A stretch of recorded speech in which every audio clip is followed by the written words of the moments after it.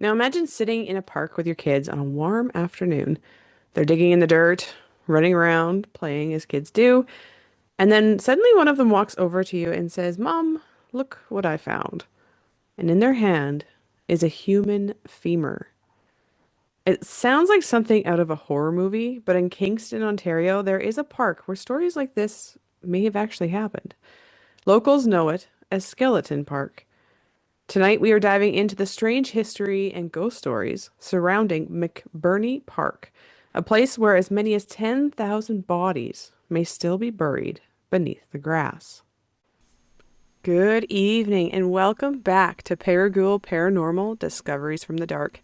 I'm your host, K.D. Culpa, a horror author and paranormal researcher based in Regina, Saskatchewan.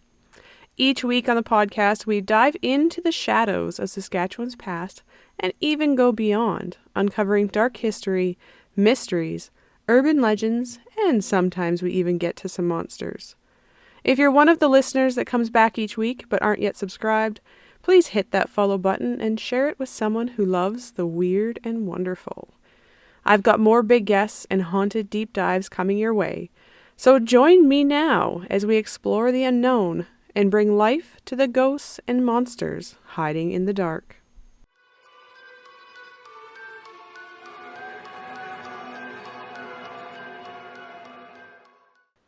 Now, tonight we are returning to another Canadian Legends and Monsters feature episode. Now, in this series, in case you're new here, we dive into the eerie tales and mythical creatures that have been known to roam the vast landscapes of Canada. And tonight I wanted to take you all to Kingston, Ontario. Now, I had no idea how many stories come out of Kingston, and now it is definitely a place I've added to my spooky bucket list that just seems to be growing and growing every time we do one of these episodes. However, there are so many things happening there, but I will have to do a multi-part series across multiple episodes to really be able to cover them all. So tonight we are focusing only on Skeleton Park. So those who visit McBurney Park in Kingston, Ontario may not realize it now, but at one time the park was actually a cemetery. One source that I found says that the cemetery was first opened in 1809, and on a historic map from 1816, the burial ground appears in the same location as the park where bodies were buried, and it was then known as the Garrison Burying Ground, so primarily for military. Now, then, within a few years, however, it began to be used by Anglicans and Catholics, and by 1825 it was renamed to the Upper Burial or Common Burial Ground, and expanded to include a section for even Presbyterians. Now, by the 1850s, the burial ground had reached capacity, no longer able to take on any more of the city's dead, so a new cemetery had to be started. At this time, it is estimated that 10,000 bodies had been buried in the area over the years, starting with soldiers and slowly expanding to include all of Kingston's dead. And this capacity was reached so quickly due to mass graves and epidemics over the years in the Kingston area, well, and of course across Canada and Ontario.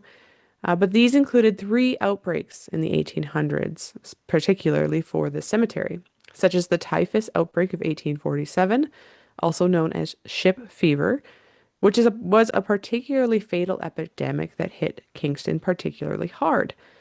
It is estimated that 50,000 Irish immigrants arrived in Ontario or maybe even just Kingston, trying to outrun the famine that had hit Ireland and overseas, only for up to 1,500 of them to die once they made it to Kingston, although these numbers are a little bit different as we get into the newspaper articles in a moment. But it also caused approximately 300 local residents to also catch the disease and be added to the body count. Although some of these bodies would have been added to the mass grave near the hospital as well, so not all of them would have made it to Skeleton Park. Now, another epidemic that was the cholera in 1832 and 1834, estimating to kill 10% of the Kingston population at that time. And then finally, malaria outbreaks also occurred between 1827 and 1832, likely adding to the body count in the cemetery. Now, the upper burial ground had to be closed by 1864, and unfortunately, this meant that the area would become neglected, slowly becoming what would be considered a disgrace, as one newspaper article called it, by 1893, when it was then converted into a city park.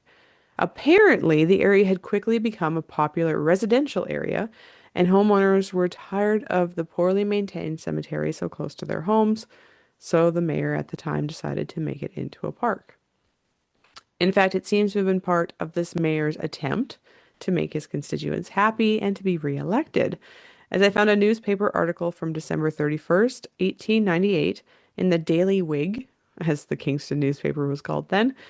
In it, there's a large section titled Vote for Dr. Curtis for Mayor, under which it says that Dr. Curtis, it has sad another headline saying what Dr. Curtis had done for the city, with several line items of the things that he had apparently accomplished as mayor in previous years. On one line, we find Frontenac Park, which states, Frontenac Park, once the place of the depraved and desolate, now a lovely spot. What this line fails to mention is the some 9,000 bodies lying beneath that, quote, lovely spot. Now, at that time, there was an attempt to exhume the bodies and move them to other cemeteries that had been opened around the city. Unfortunately, the attempt to do so was apparently unsuccessful, with fewer than 1,000 bodies being moved, or at least that's what more recent searches of records have indicated, that less than 1,000 bodies had been moved. Apparently, due to the location of the bedrock in the high water table, it was discovered that many of the bodies in Skeleton Park had not yet fully decomposed, creating a fear that exhuming the bodies would lead to the epidemics returning to Kingston. And after surviving so many of these, epidemics in less than 50 years prior, it was decided to leave the bodies where they were and instead just build the park over them. Now, this meant that the headstones were plowed over and flattened, with a layer of topsoil placed on top to prepare the park, trapping an estimated 9,000 bodies or more beneath the surface. Now, when it first opened, the park was named Frontenac Park, opening on February 6, 1894. Although it quickly became known as Skeleton Park, as we have said, given the skeletal remains that would frequently be discovered as frost heaving slowly brought bodies to the surface. The earliest record that I was able to find in the newspapers was from the 1920s, when Frontenac Park was also referred to as Skeleton Park in that time. And then I found an article published on October 8th, 1992 in the Whig Standard, one of the latest Kingston newspapers, that reviewed the history of Skeleton Park itself. So here are some of the sections from the article that I found particularly interesting. I'll read them to you. So Mr. Ross also suggests that the conversion of the cemetery to a public square called Frontenac Park in the 1890s may come back to haunt the city. He points out that the province's 1893 Act respecting certain burying grounds in the city of Kingston states that the graves were to be laid level with the ground and walkways were not to be placed over them. However, over the years, city works crews installing electrical wires and park benches have found graves every time they dig.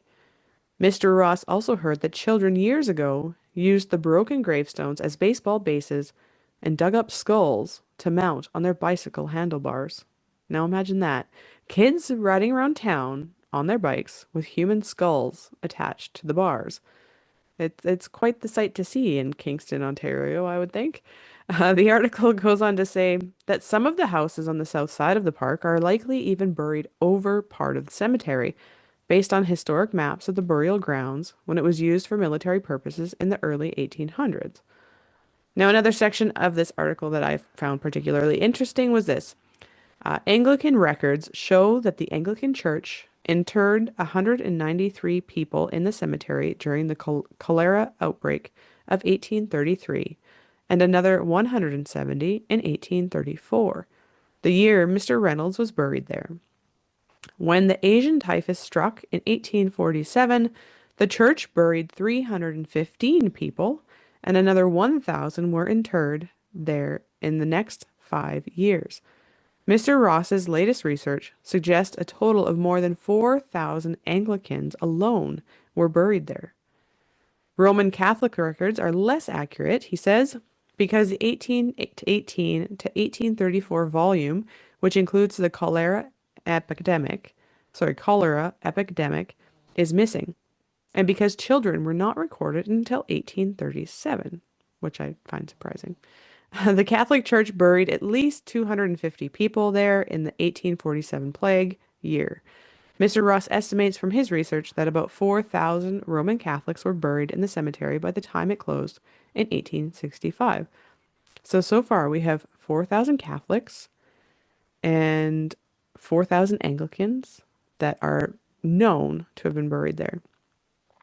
Now, the article goes on to discuss the 1893 an act respecting a certain burying ground in the city of Kingston and the requirements it laid out, including the provision that paved pathways could not be added above the bodies, a requirement that has since apparently been ignored, or so this article claims. Then the article ends with this passage.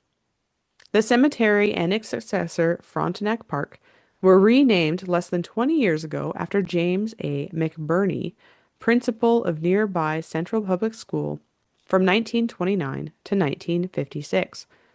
But with Skeleton Park coming back to life, his name will probably not survive nearly so long in popular memory. You know, something I never talk enough about is my own horror books. They are the heart of my storytelling and a huge part of why this show even exists.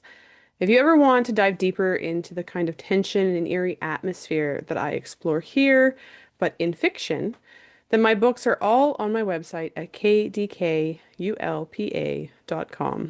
They've been such a joy to write, and I really hope that my readers love them just as much as I do. Now, in recent years, a plaque has been added to the park after I went through a few different newspaper articles, and it was kind of going back and forth that people really wanted a plaque, but the city wasn't doing it. But it was finally done, and it was erected by the Kingston Historical Society in 2008 with the assistance of the City of Kingston and the Ontario Heritage Trust. Now, this is what the plaque reads at the park. A Garrison Burying Ground existed here by 1816, but 3 years later became a burial ground for Anglicans and Catholics. Known by 1825 as the Common or Upper Burial Grounds, it was expanded to 4 acres to accommodate a section for Presbyterians. Most Kingston families buried their dead here, but by the 1850s, it was at capacity. The city's dead were being buried in a new non-denominational cemetery at Cataraqui and St. Mary's Catholic Cemetery, Kingston. Closed in 1864 and increasingly neglected, the old burying grounds became a public disgrace and in 1893 were converted into a city park. Many remains and markers were removed to St. Mary's and Cataraqui cemeteries, but the bar clay monument of 1826 was left in place. Landscaped with trees and walkways, it was named Frontenac and now McBurney Park, but its informal name, Skeleton Park, is still in use. A Celtic cross was also added with the inscription in the stone, in memory of the estimated 10,000 mainly Irish or Scottish immigrants buried here in Kingston's Upper Cemetery, 1813 to 1865. May they rest in peace. Even the city of Kingston has learned that any time construction work is done in or near the park, like any deep work in the area, will apparently require an archaeological dig or an archaeological review to ensure that the graves are not disturbed. Now, given that this park is sitting on top of as many as 9,000 graves or more, with archaeologists finding that the graves are even stacked, as in sometimes as many as 4 or 5 coffins on top of each other, perhaps it's not too far out there to discover that the park is also considered to be haunted.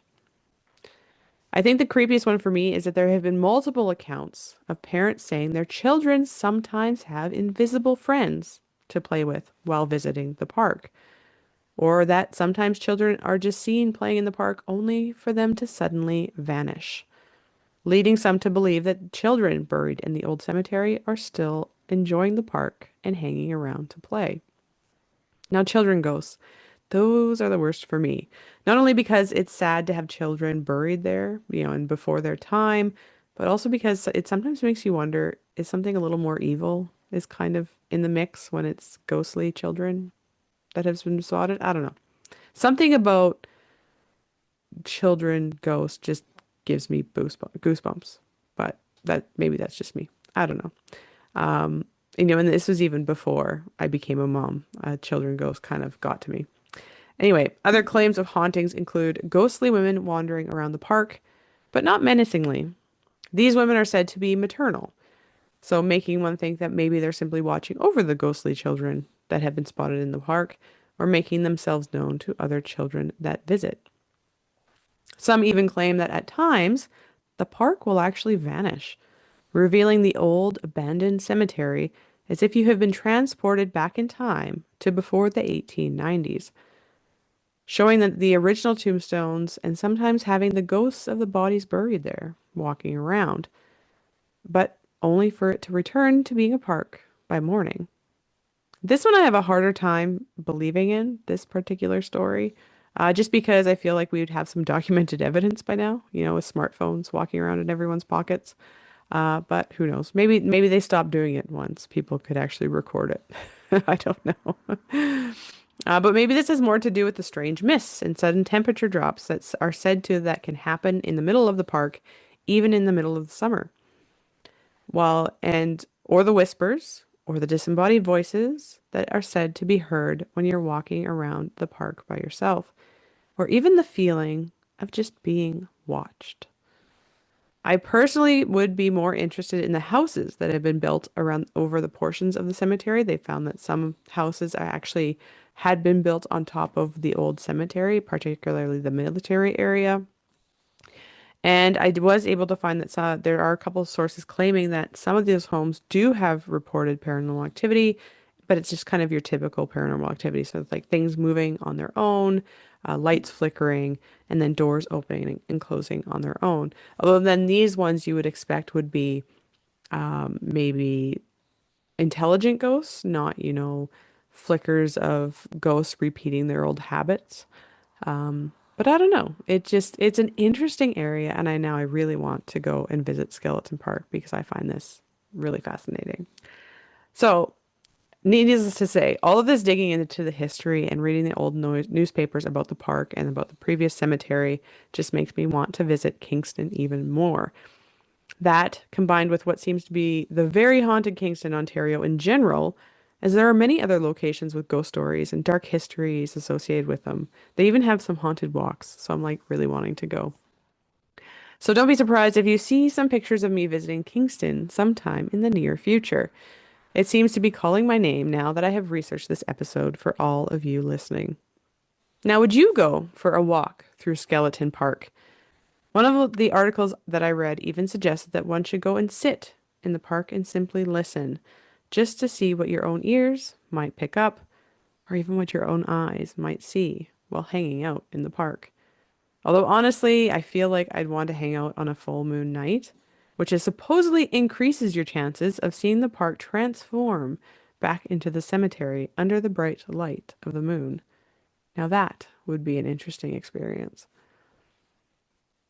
Thank you for listening to ParaGhoul Paranormal. If you enjoyed tonight's episode, then make sure you check out my local YQR Ghost Guide to learn more about the top ghosts and haunted buildings in Regina. Within the free download, you'll learn about who the most famous ghosts are in Regina, Saskatchewan, as well as some of the history behind the most haunted buildings. So head over to my website at kdkulpa.com to get your copy today. And before you go, I just want to say thank you for being here. Every listen, every share, every bit of support helps me to take this podcast further, interviewing bigger names in the horror and paranormal world, traveling to haunted places, and creating more behind the scenes content just for you. So if you haven't already, subscribe, leave a review, and share it with a friend.